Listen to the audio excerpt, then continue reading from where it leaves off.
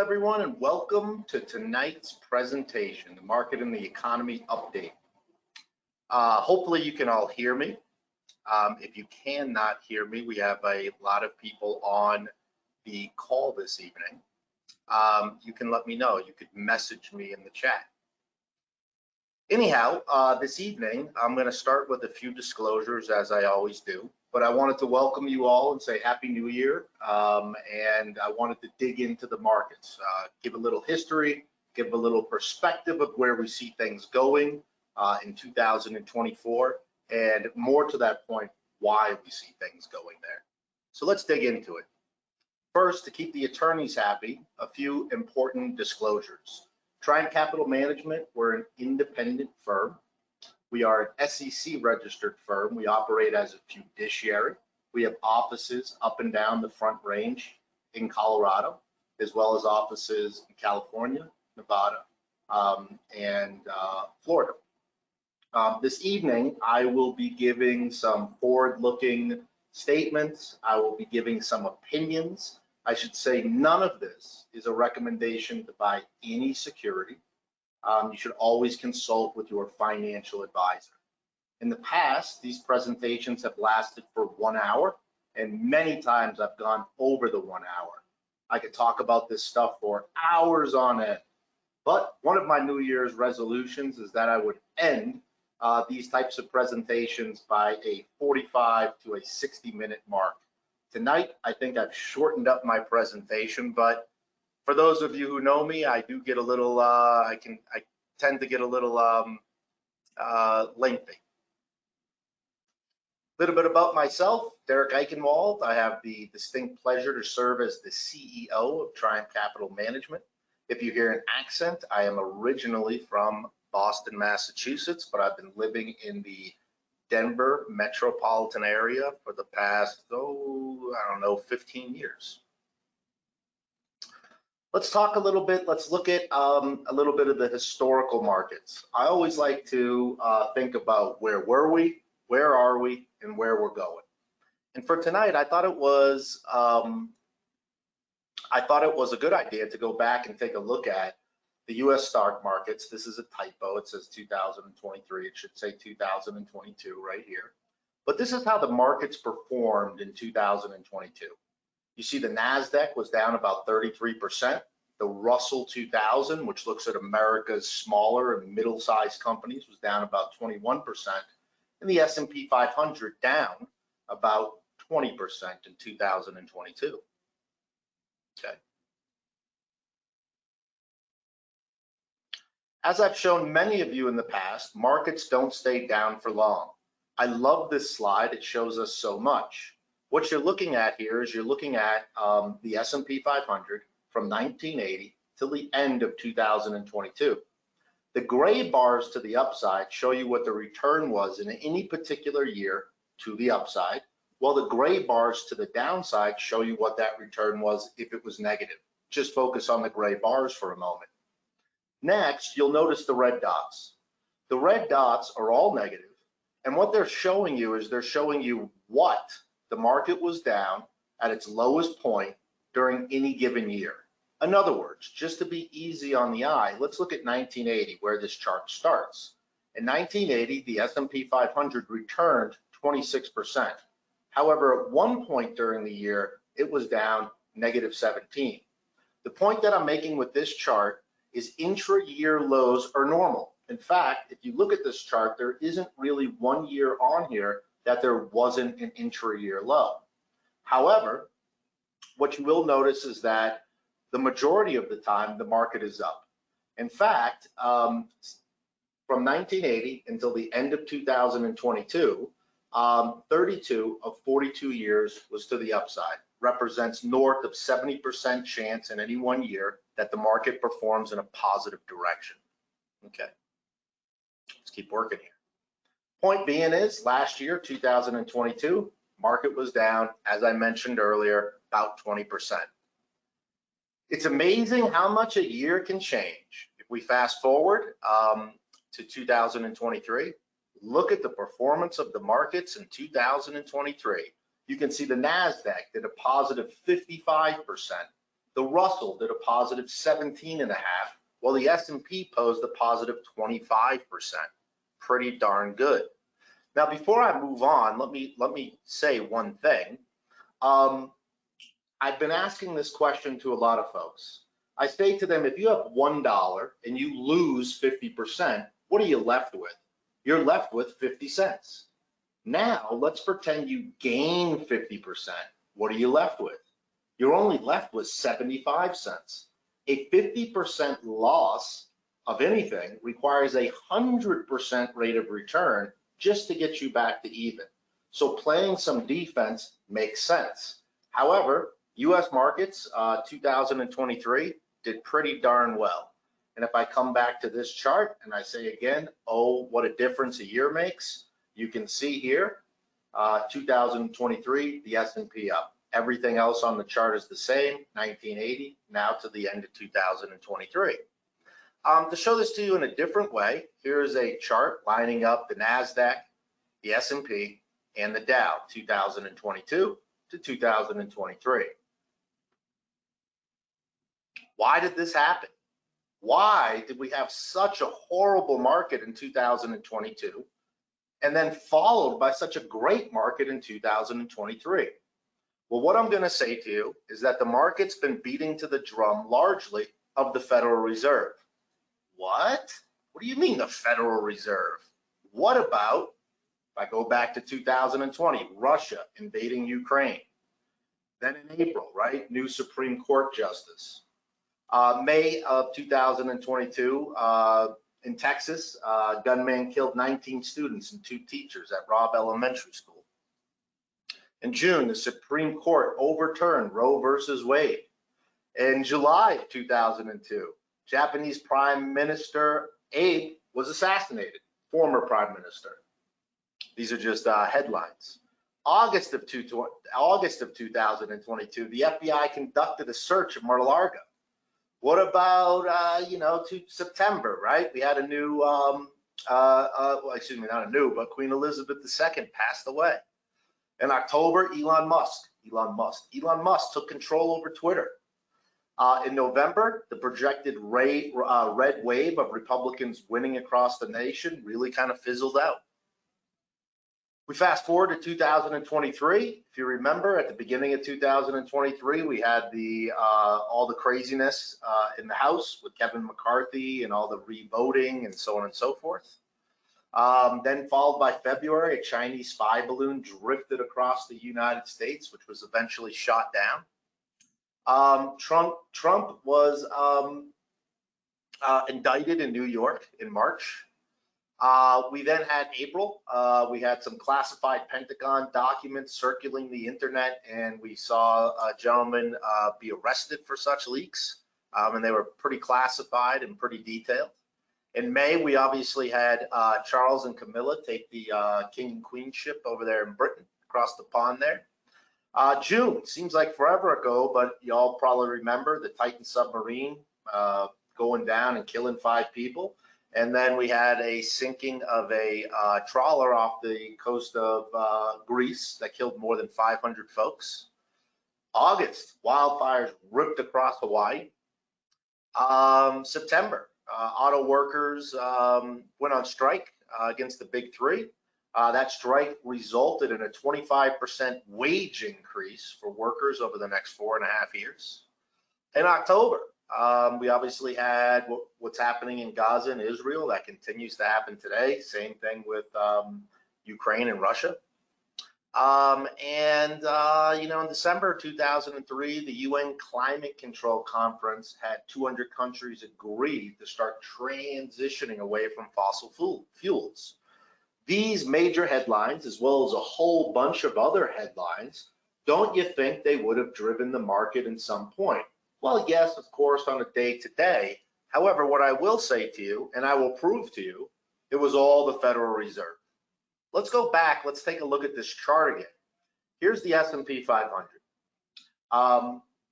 Here's where we are year-to-date as of the close of business on January 29th. We're up 3% for the year. Again, you can see last year up that 24, 25%.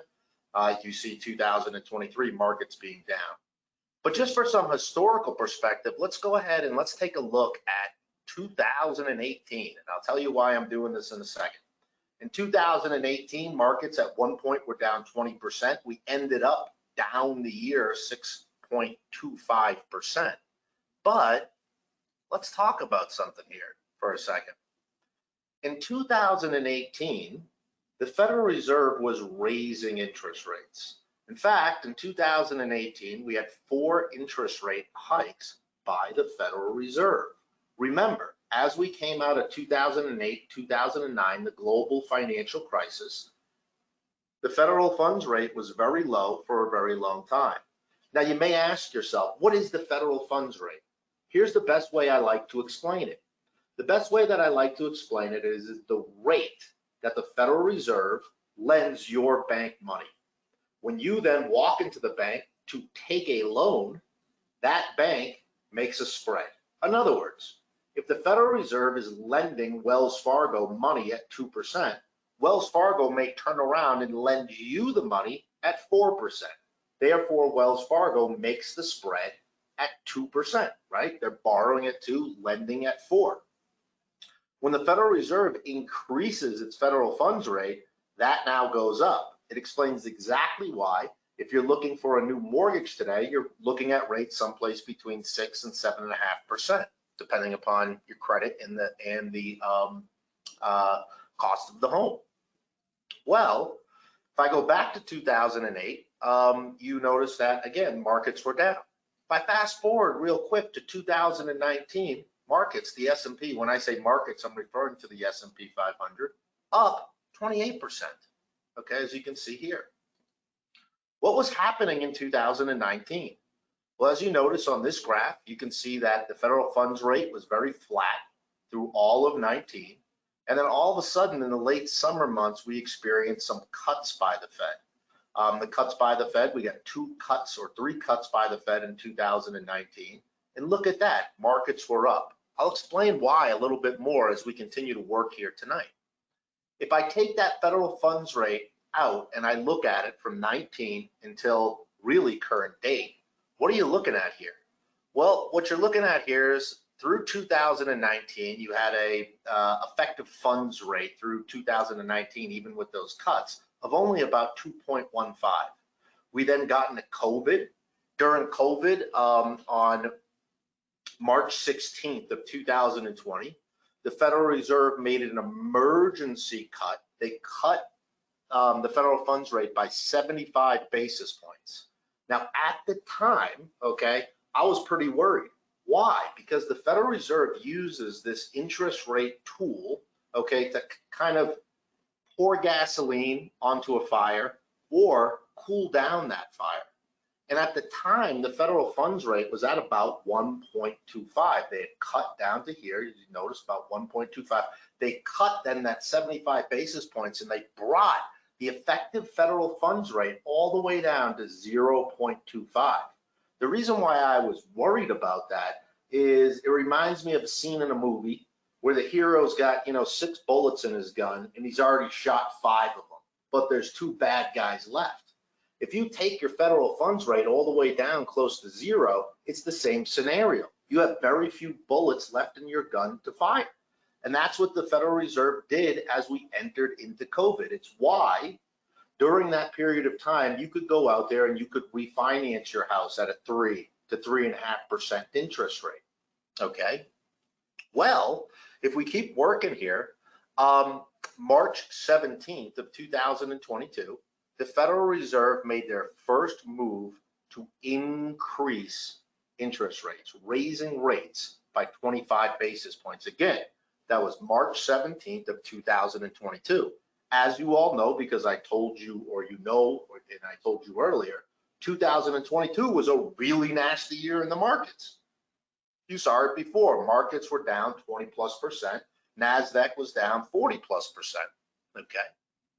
Well, interestingly enough, as we continue to go through 2022, by the way, that average federal funds rate during the COVID years, if you will, all the way down to 0.08, even though the federal funds rate was at 0.25, as I mentioned earlier. When I say an average rate, What that means is because of all the different cuts that occurred inside of there and the special lending that they did, so on and so forth, it comes out to an effective rate. But if you think about it today, here's where we are. Today, we are at a federal funds rate of 5.33. Look at what the S&P did 2019 when you got all those cuts. Market was up close to 30%. Through 2020, market was up close to 16%. 2021, market was up 26%. And then all of a sudden, you know, as I mentioned, you got into 2022. You got this massive raise in federal funds rate from, you know, an average of 0.08 to where we are today at an average of 5.33. Now, the federal funds rate today stands at 5.5, but the effective federal funds rate is 5.33, okay?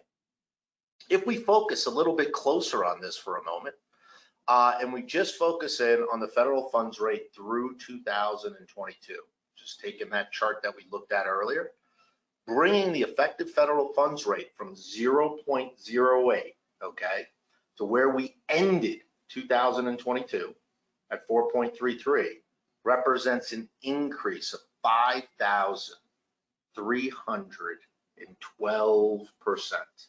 5,312%. And of course, as we just discussed, in 2022, the S&P 500 was down 20%. Just to put this into perspective for all of you, here was the effective federal funds rate in 2022. Again, going from 0.8 to where we ended the year at an effective federal funds rate of 4.33. Look at what happened to mortgage rates. Back on January 1st of 2022, the average 30-year mortgage, okay, in the United States of America was at 3.2. Fast forward 12 months later, the end of 2022, if you went to go grab a 30-year mortgage, it was now 6.42. It was a 100% increase. And again, think about that. As the central bank increases the rate in which they lend to your bank, let's call it Wells Fargo has to turn around and lend you money at a higher rate.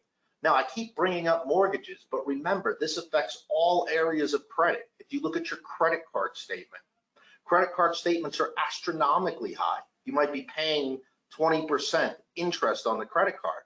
But if you went back and grabbed the statement from way back in 2001 or the beginning of 2002, you might have only been paying 16, whereas today you might be paying 32 because those rates have changed. Think about the effects of that, of the economy. The idea of raising interest rates is designed to cool the economy. I guess that's a good segue into why does the Federal Reserve even do this? What do you mean it's all about the Fed? You mean these guys in Washington raised rates so that the markets would go down? Why does that even make sense? Or when they cut rates, it seems that markets go up. Why does the Fed do this? Well, the Federal Reserve has something that's called the dual mandate. The dual mandate is basically the Federal Reserve likes to see unemployment at 4%. And they like to see inflation at 2%. So unemployment at 4, inflation at 2. What do you mean unemployment at 4, Derek? That doesn't make any sense to me. Why not have unemployment at 0? Let me explain that very quickly. The reason for that is this. Let's say you and I own a business together. And we go out there because we want to hire a new tech person. And we put an ad out there to hire a new tech person and we want to pay them 60 grand a year.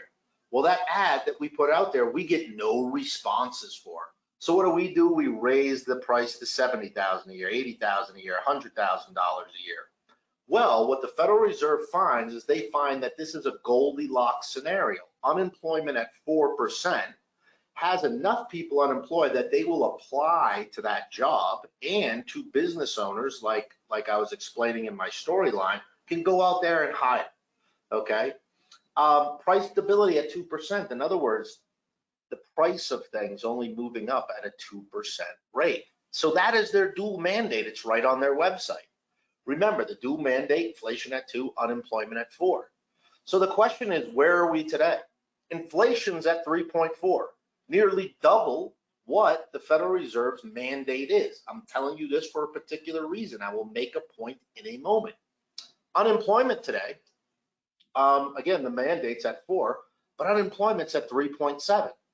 So when unemployment is below where the Federal Reserve dual mandate is, it's inflationary. You don't have enough people in that Goldilocks scenario, okay, unemployed. Therefore, you cause inflation because we have to raise our price for that tech person that we're looking to hire, or maybe we can't even hire them. This creates quite a conundrum for the Federal Reserve. Now, with all of that said, yes, inflation today is at 3.4. The Fed would like to see it at 2. Unemployment, they would like to see up at 4%. Today it's at 3.7. So I asked the question earlier, why does the Federal Reserve raise rates? The Federal Reserve raises rates because it's like putting water on the fire. When the Federal Reserve raises rates, the idea is that you have unemployment go up. When you have unemployment go up, you immediately have less demand for goods and services because people are out of work, and therefore it cools inflation. And of course, inflation is currently at 3.4. They'd like to see that come down. That is one of the main reasons why they play with the federal funds rate. It's also the opposite as to why they cut it. After 2008, 2009, the global financial crisis, the Federal Reserve cut rates. Why? To spur the economy. It's like pouring gasoline on the fire, okay? During COVID, you saw a big cut. Yes, Derek, but inflation's coming down. Does the Fed still need to be so aggressive with their rising interest rate policy? Well, that's absolutely true. During 2022, which we'll focus on a little bit more in a moment, we saw inflation heat up till finally getting to its highest reading in June of 2022 of 9.1%. Again, the Federal Reserve, as I mentioned earlier, raised interest rates from a federal funds effective rate of 0.08 January of 2022 to where we ended up at the end of 22 at a 4.33, a 5,000+% increase. Why? Because of this inflation going up. When the Federal Reserve raises those interest rates, one of the intention is to see inflation come down. And of course, we saw that. And so in June of 2023, we got a nice 3% reading. Now remember, the goal is 2%. I like to say when we get to these levels, this 3% level, that's been very positive for the market. This is one of the reasons why the market did so well in 2023. Okay, it did so well in 2023 because we continuously got good data about inflation coming down. Now, keep your eye on this. August, September, October, these 3 numbers, you saw inflation kind of kick up. Let me make a comment about this for a second. When you're trying to bring down inflation, it can be very similar to going on a diet. I can see some of you in the meeting tonight. I'm able to see the names, and I know some of you are very fit. So some of you have never gone on a diet. But my point is this. When you try to go on a diet, let's say you're trying to lose 20 pounds. Maybe the first 10 to 15 pounds comes off pretty easily with some exercise and healthy eating. It's that last 5 to 10 that are really hard to shed. And in fact, this graph shows you that. You can see we got down to around 3. It's that last 2% that the Fed's having trouble shedding. I'll make point to that in a second. I'll show you that in a second. Okay. Unemployment. Here's the flip side of it.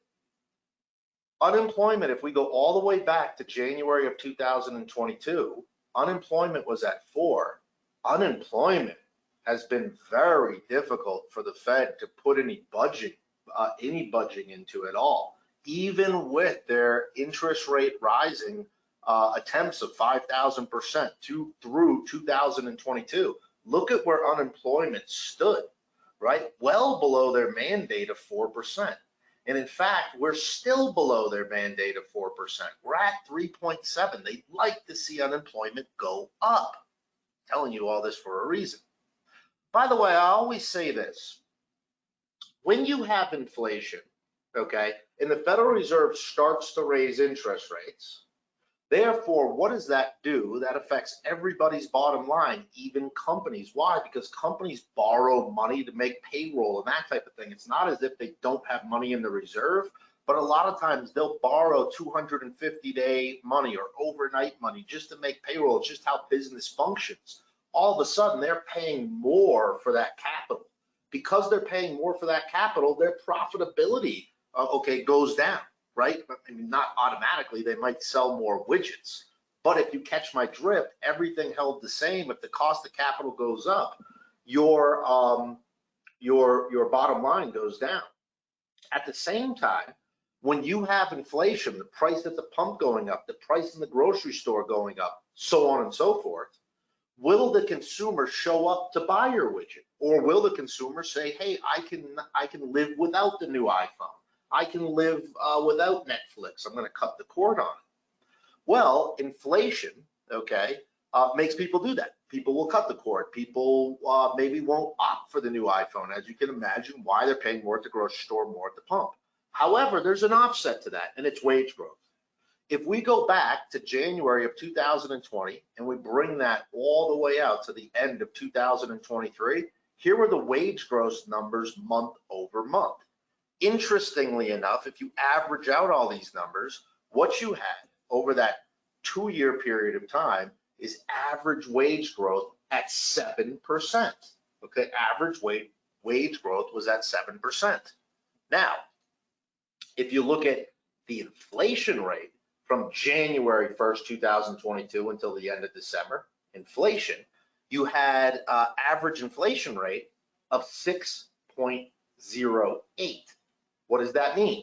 Wage growth at 7, inflation rate at 6. The worker actually got a 1% raise. It is no question, or it's no mystery as to why they've had trouble getting rid of inflation. You know, if you think about it, your average worker out there, yeah, they were getting hit at the grocery store. Yeah, they were getting hit at the pump. But because you had such low unemployment, employers were giving raises, right? They couldn't go out there and find a new worker. The job market was so tight. So with their current labor force, they were giving them raises. A lot of you on the call this evening maybe got raises through 2022, 2023. I'm giving you national averages here. It also explains why markets kind of calmed down, because what happened during 2022 is you had that ugly head of inflation show up. You didn't know if wage growth was going to be there. There's an old saying on Wall Street, you don't fight the Fed. When the Fed raises rates, the intention is that wage growth will not go up.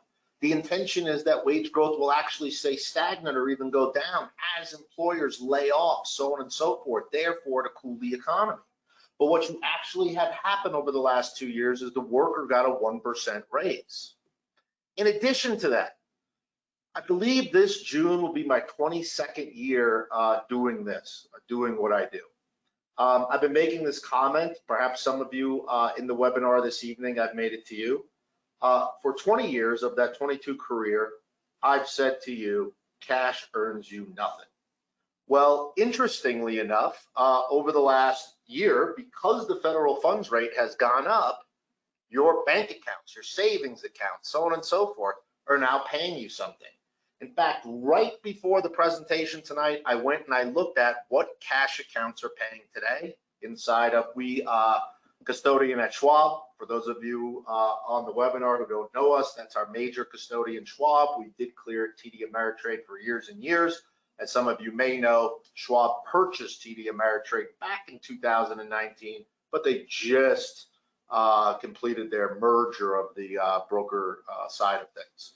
But cash today is earning close to 5.5%. The reason why that matters is you think of folks today that are sitting on $1 million or more.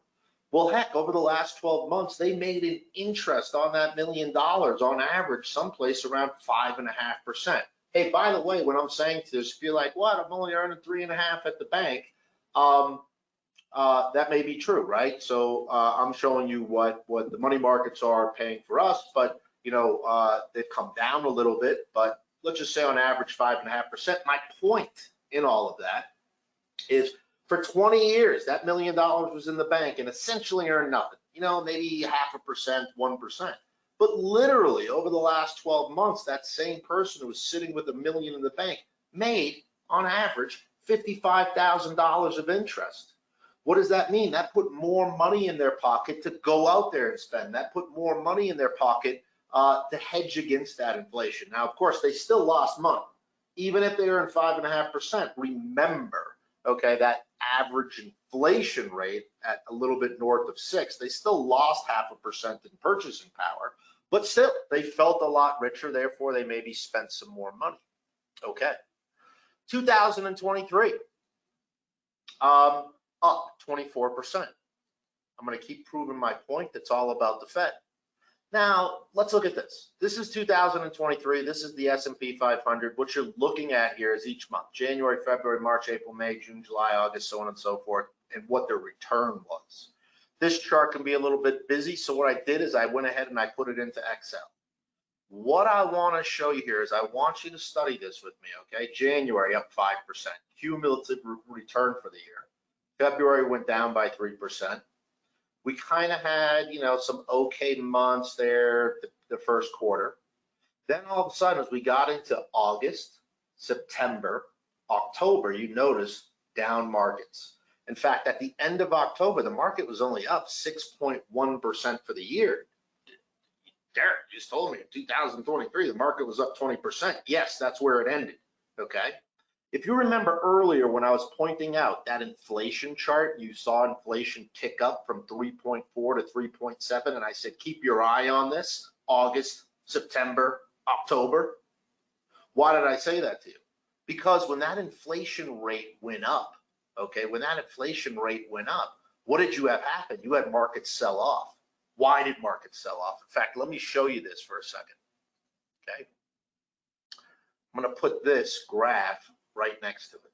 So here's January. Look at the return in January, 5.8%. Why? We were coming down from 2022, right? And it came in at 6.4. We then had February at 6. We then had this big drop, 1% drop's huge. So look at that return. That really kind of sparked these few months. Then, look at June. We had a big, as we saw inflation continuously coming down. And then look at this, July, August, September, October, okay? And look at what happened with the market. Now, November 7th, what you had was you had the inflation number come out. When the inflation number came out on November 7th, it was supposed to come out at 3.2. It came out at 3.1, 1/10 of a point better than expectations. Because of that 1/10 of a point better than expectations, you had these last 2 months in the market, which is what propelled the market really at the end of the year to get all that great return. That's why we ended up 20%. Now, why is that important? Okay, why is that important? Again, I'll reiterate that unemployment's been very sticky. Okay, yeah, we've seen it go up, but look at here, the last 2 months, you actually saw it drop. Employment's been very sticky, unemployment. Okay, so let me unpack some of this stuff for you so we can move on. The Federal Reserve, again, mandate 2% inflation. Today, we're higher than that. Next, unemployment 4%. Today, we're lower than that at 3.7. Right now, because you've had inflation coming down, and yes, arguably, even though the labor market's really tight, you've had unemployment slowly but surely matriculate to the upside. These are positive signs for the market. Why? Because really, if you look at 2023, we got some federal hikes in 23, where we are today at 5.5, but the market looks at it and says the Federal Reserve will not be raising rates anymore. Why won't they be raising rates anymore? Because we have seen the inflation rate come down, even though today it's at 3.7. okay, or 3.5. By the way, tomorrow we get the number, and tomorrow we get the federal funds interest rate decision. Consensus is they're not going to cut and they're not going to raise, okay? But because you've seen things improving, getting closer to the dual mandate, the market, the stock market right now is baking in that the Federal Reserve will cut interest rates 3 to 5 times through 2024. 3 to 5 times through 2024. And that is what has sparked this entire market rally. Why? When you cut interest rates, it's like pouring gasoline on the fire. It does the complete opposite of things. It makes money cheaper. Therefore, balance sheets of companies go up. The interest that folks pay on credit cards goes down. The interest, all of a sudden, all these people who took out mortgages over the last 12, 16, 18 months can refinance. Instead of paying 6.5, they're now only paying 5.5. And what happens when your cost of capital goes down? You have more money in your pocket. What will you do with that more money? You'll do one of two things. You'll spend it or you'll save it. Well, if you spend it, that leads to more widget sales at companies, therefore more profitability. And on top of that more profitability, their cost of capital is lower, therefore their balance sheet goes up. It also leads to inflation, right? It leads to inflation when you have that mixture of things. So that's why the Fed tries to keep it Goldilocks, okay? I lost my flow there. I think the gentleman might be trying to come in and take the trash, but I'm going to stop him at the door. With all that said, I ask you this. We've had some major bank CEOs come out. We've had some other folks come out, some of the talking heads and on CNBC, so on and so forth. And again, everybody's predicting a 3 to 5 interest rate cut through 2024. Now, it could happen, okay? However, I want you to pretend for a second you and I sit on the board of the Federal Reserve, okay? Right now, we have an inflation rate that is north of our 2% mandate, right? 3.5%, right, 3.7, someplace in there. Our mandate's at 2. Why would we cut interest rates if we're nearly double where we're supposed to be? By the way, when the inflation rate first hit 3.5, 4, okay, back in 2022, it was the end of the world. Remember 2022, really bad markets, right? Now we're at 3.5, 4, and it's like, it ain't that bad. But again, pretend we're on the board, okay? Number 2, the labor market's been below our 4% mandate, okay, all through 2022, 2023, and we're still there in 2024. So some banking CEOs and some textbook folks are saying this.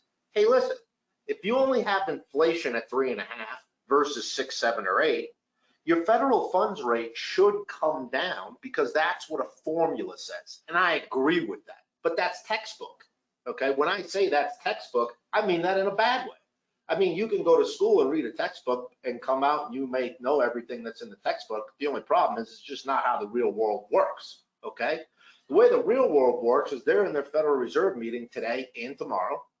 Tomorrow, Powell will be on stage at about 11 o'clock Mountain Standard. And they're going to go, hey, listen, we're not going to cut rates. I mean, the consensus is we're not going to see an interest rate cut tomorrow anyways. But the market is, again, baking in 3 to 5 through 2014. If the market stays as good as it is, we might not see an interest rate cut at all in 2024. Now, with that said, arguably speaking, if things stay as strong as they are, we might see one cut late summer, early fall. Why? Think of it like this. We talked about a soft landing.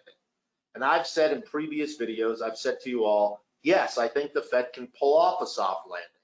And even if they don't pull off a soft landing, they might pull off a one bump landing.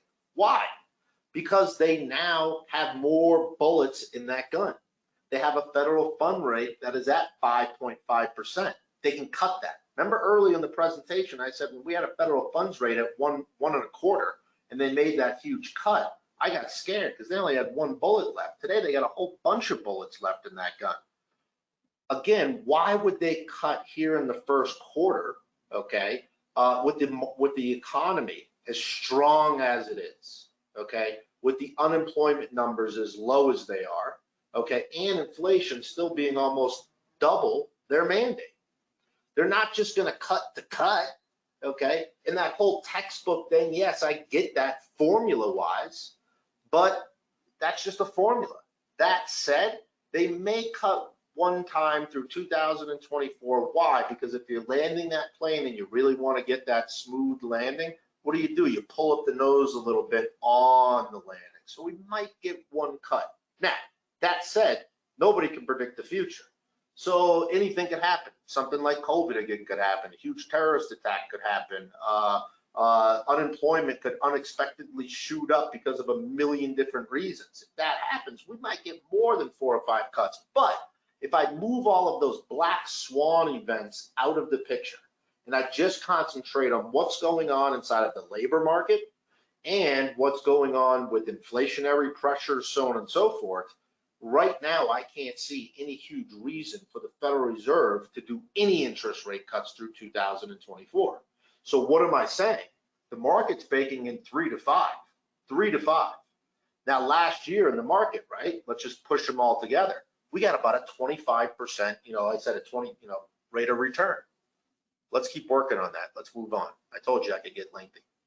The next thing I want to say is the S&P 500 is made up of 500 of America's largest companies. People seem to think that's equally weighted. It is not equally weighted. It is not equally weighted at all, okay?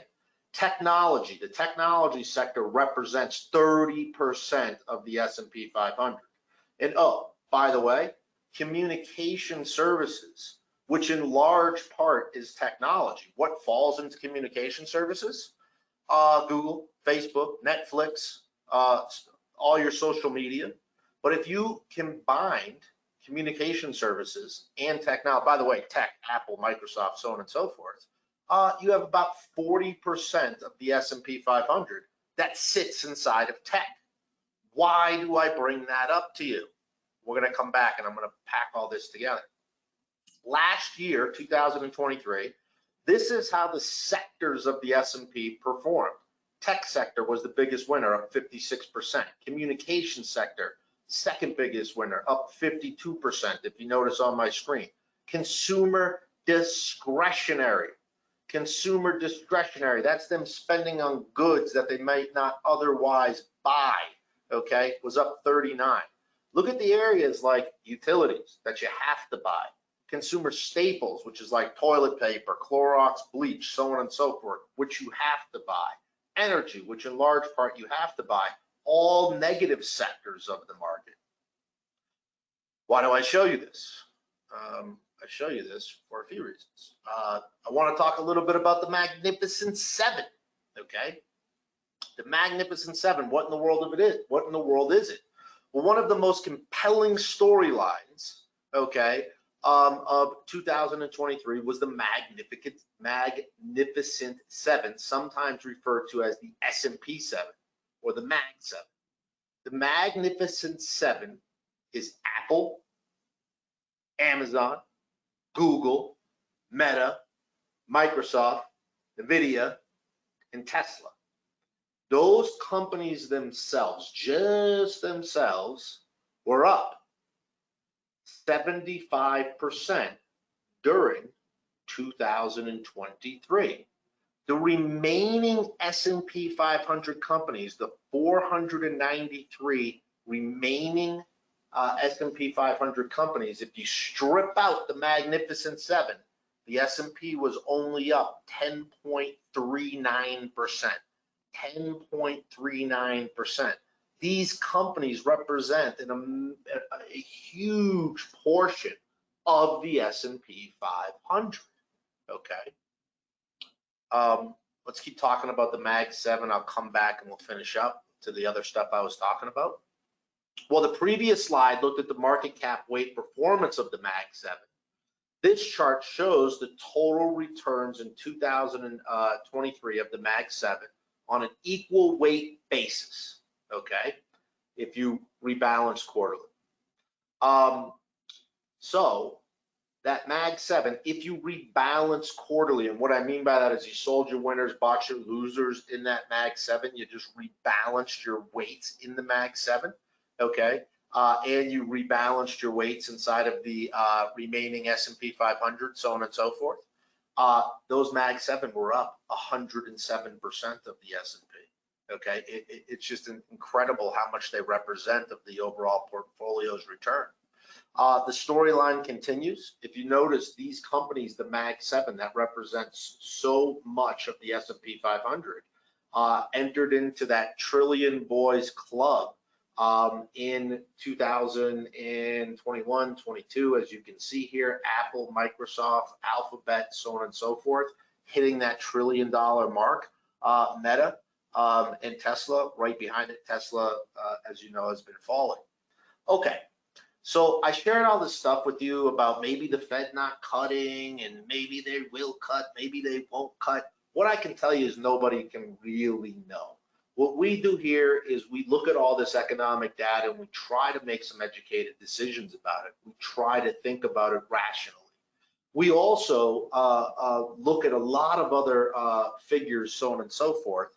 And to wrap this up, I want to tell you one of the most important figures that we look at is a price to earnings ratio. Now, what I mean by a PE ratio is it's quite simple. Let me explain it. I know many of you have heard me explain it before, but for those of you who don't know what it is, when you think about buying anything, think about something that you know. The way that I always explain it for years is I said, hey, you go to the grocery store every single Thursday. And every Thursday when you walk into the grocery store, you buy 2 cans of tuna fish. Tuna fish, on average, when you go to the grocery store, sells for about $1 a can. Now, I know it doesn't sell for $1 a can, but just hear me out on the story. This Thursday or Tuesday, whatever I said, you go in, tuna fish is 97 cents a can. Next week, it's, $1.03 a can, whatever the case may be, okay? You know the price of tuna, okay? So you go into the grocery store this coming up Tuesday or Thursday or whatever, and tuna fish cans are $5 a can. In your mind, you say to yourself, that's way above the average. I bet you if I don't buy tuna this week, when I come back next week, it's going to be back down to around $1. And guess what? Next week, you go to the grocery store, you walk in, you go down the tuna fish line, and what is it? It's $1.10. Okay, it's right back to its mean. P ratios kind of work the same way. Here's what happens. Let's say you and I own a company today. We make $1 million a year. Out of that $1 million, we spend 900,000 of it on stuff, employees, products that we need to buy. Let's say we own an ice cream store. I think I've used that before. So, that 900 grand that we spend goes to rent, employees, and sugar, cream, etc. So we're left with 100 grand of profit. If somebody came in and wanted to buy our ice cream store, on average, we would fetch someplace between 3 to 5 times earnings. In other words, somebody would write us a check for 300 to 500,000 for the right to buy our ice cream store to ring the register for the next 30 years. When you think about the S&P 500 and the companies that trade on the S&P 500, okay, they get a P ratio on average of about 16.5. What in the world do I mean by that? Let's again pretend we own a business together. We make $1 million. We spend 900,000. We're left with 100 grand of profit. If we're publicly traded, somebody would now, on average, write us a check for $1.6 million, $1,650,000, 16.5 times earnings on average. Why does a publicly traded company have a larger value than a privately held company that only got a 3.5? That 12% difference is what's called the liquidity premium. In other words, if you and I own an ice cream store and it comes out in the newspaper tomorrow that ice cream causes cancer, okay? All of a sudden that line in front of our ice cream store is going to dry up. We're not going to make as many sales. However, if you own the publicly traded ice cream store, with the click of a button, you're out of the ice cream business. And so the reason why I brought up the tuna fish analogy and the reason why I explained P ratios, when it comes to stocks, people are like, oh yeah, I think it's a good investment. I think they'll do really well over the next few months, right? And I'm like, okay, what's their P ratio? Because when we go and we look at a P ratio, sometimes you have a P ratio that's at 40 times earnings. In other words, you're just paying too much for the company. you should be paying someplace around 16.5. My point in saying this all to you is through 2023, you had this great market. Markets were up 20, 25%, depending upon the index that you look at. Interestingly enough, though, you didn't have much in the way of earnings. In other words, companies' earnings looked okay, but they didn't justify a 25% increase. That is why on December 31st of 2023, you had a forward PE ratio of close to 20. So again, everything that I said, as you can see on the screen, the 30-year average at 16.5. At the end of the year, the average PE ratio was at 19.5. And by the way, as of the close of business Friday, it's only Tuesday, so Friday, the P ratio was 22, right? And that, with the market up 4%. So you have to ask yourself this question. Everything held equal, okay, would markets go up again 20%? Okay, well, you would think this. First of all, that would put P ratios, way back here where they were at the end of the dot-com bubble, okay, which is just insane. But typically speaking, when we get one standard deviation away from our average, you start to see Triumph Capital inside of your portfolios hold a lot more cash. Now, it used to stink because cash earned you zero. Okay, but I used to say to folks, listen, even though cash earns you zero, it's better than negative, okay? Today, the cash is earning you a nice rate of return, so that's one positive, right? The reason for that is it's just like anything else. It's, I say to business owners all the time, I say, hey, listen, you'd sell any day if the right price came along, right? If somebody walked into your business and said they write you a check for X, you'd sell. Well, that X number needed to be big enough. In other words, just think about that from a PE ratio standpoint. When we start to see PE ratios this high, we start to build up more cash. Why? Things revert to the mean. They have a tendency to revert to the mean. A minute ago, I said to you, hey, cash is earning you 5.5%, and you probably got excited and said, hey, geez, I'm gonna call Derek when I get off the phone with him. Well, let's talk about this for a second. First of all, for those of you, I talked to a gentleman on the phone the other day. He's on the call, you know who you are. And he said he's a restaurateur out in California. Been my client for 10 years. And he said to me, Derek, I put $500,000 over at the bank. I'm earning 5%. And I said to him, hey, I can get you 5.5. But I said, listen, you shouldn't hold it in cash. And he said, what do you mean 5.5? It's so great. And I said, well, hold on a second. I get it. You want to be liquid. It's great that it's earning 5.5%, what have you. But I want to point out something to you. How fast the cash yields fall. In other words, if you look at this from March of 2021 to July of 2022, okay, about a 13-month period of time, look at cash was paying 5.8 back in March of 01. And if you think about it, just 16 short months later, you had cash paying 1.8. So tides can turn very quickly. Well, hey, Derek, that's fine if tides turn very quickly. I don't need to be sitting in that cash forever. That's okay. I'll explain something real quick.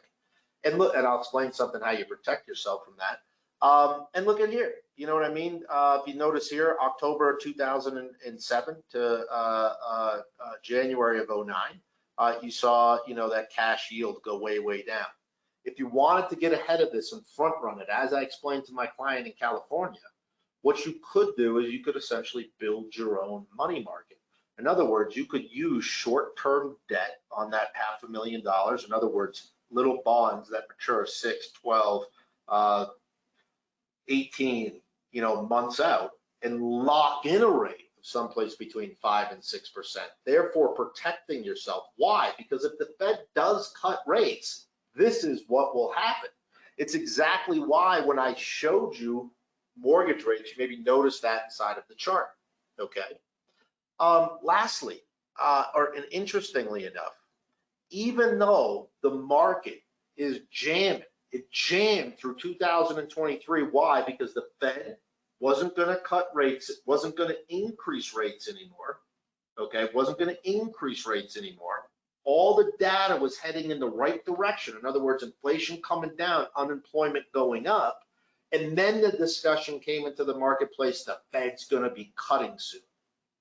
Well, as I tried to prove to you to tonight's presentation, when the Fed's raising interest rates, you generally have a market that's going down. And when the Fed is cutting interest rates, what happens? We didn't discuss that.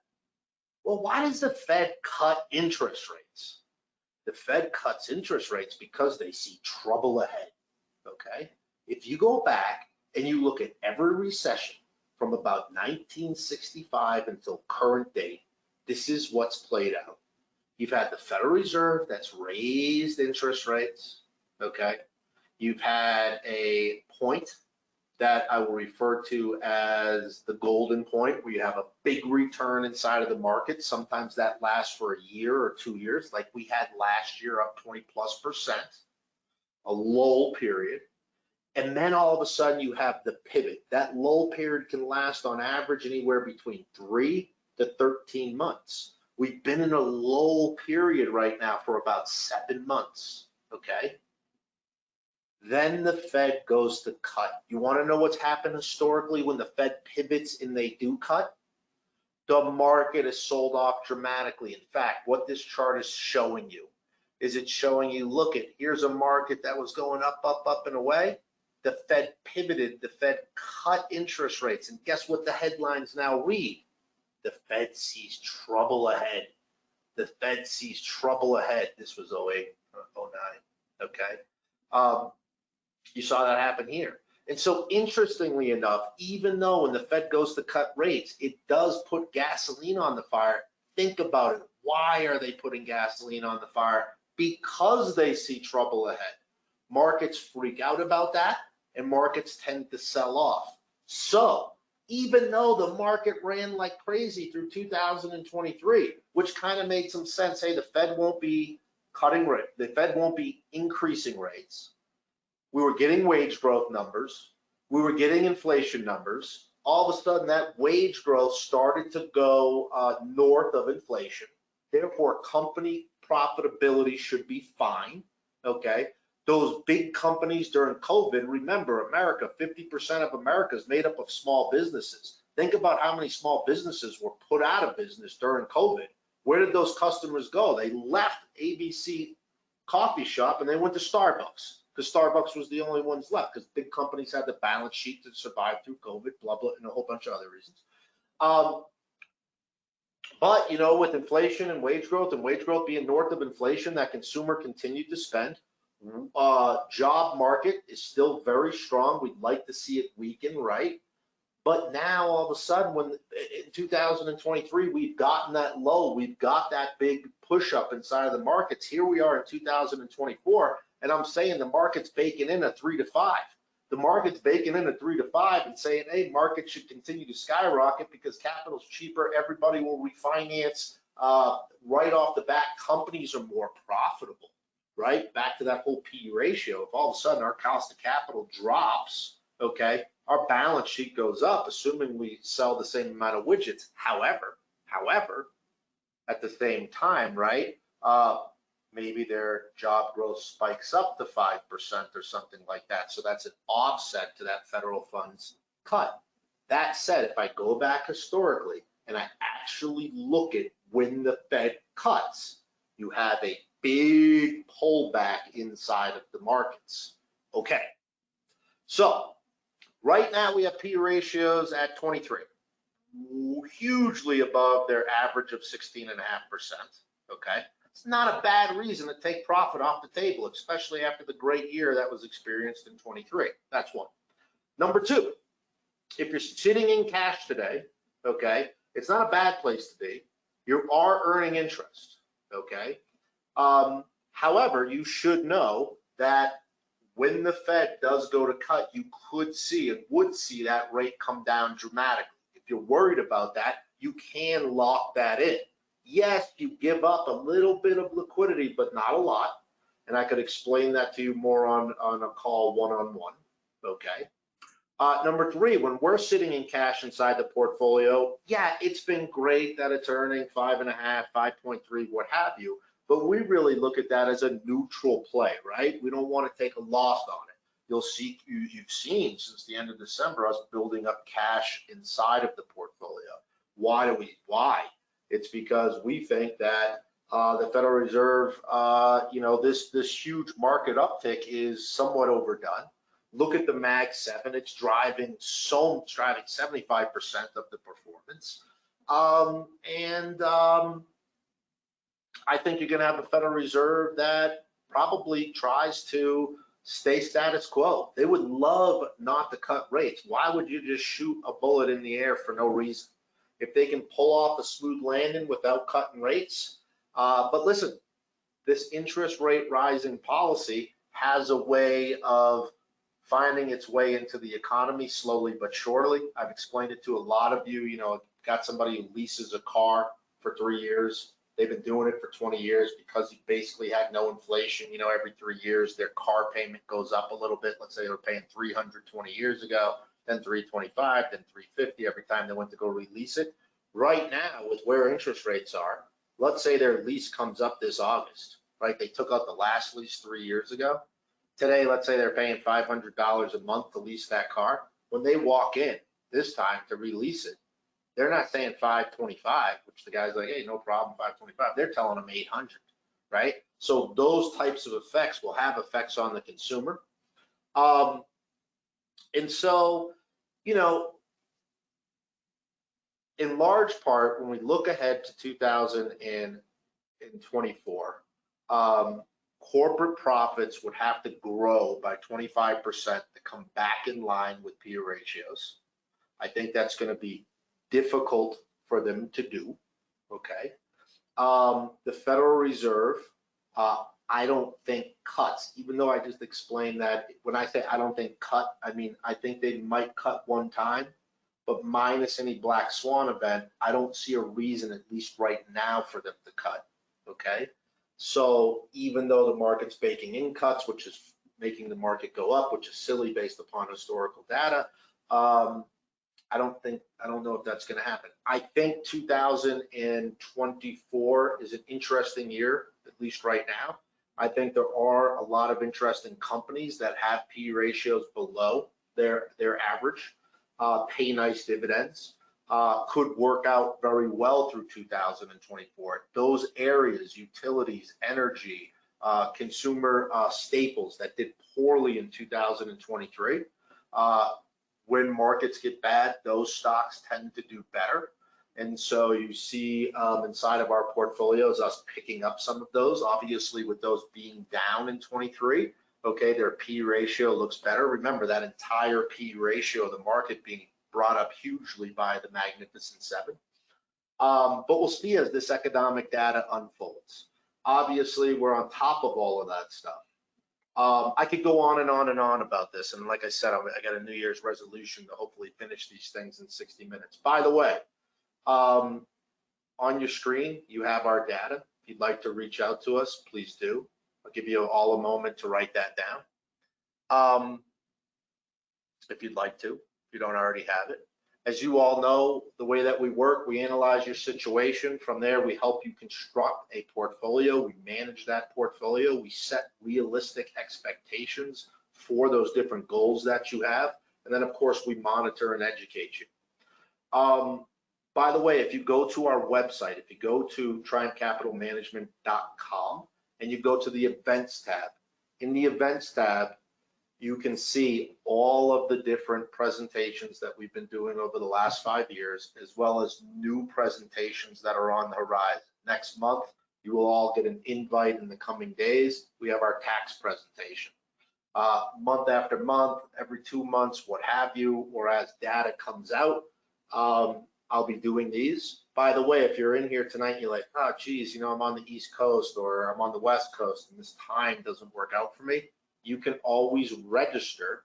If you register and you don't attend in person, it will be emailed to you. Okay, so you can always register. By the way, if you want to forward this off to friends, family, or whatever, you guys are around for the Super Bowl and you're having a discussion about what's going on in the economy, you can forward them the video, or you can forward them and tell them to sign up and let them know, that the video will be emailed to them. With all of that said, I thank you all. I'm signing off. Let me see how I did on time. Look at that, 7:07. So I'm like 60 minutes on the dot because I think I started 3 minutes late. So I went over the 60 minutes. By the way, just touching the iceberg on all this stuff. I could go into every one of those slides for probably an hour in and of itself. Thank you all for joining. Thank you for attending, and Happy New Year. Enjoy the rest of your week. Look forward to Super Bowl Sunday. You know how to reach us. Feel free to reach out. Thank you all, and have a wonderful, wonderful evening. Talk soon. Bye-bye.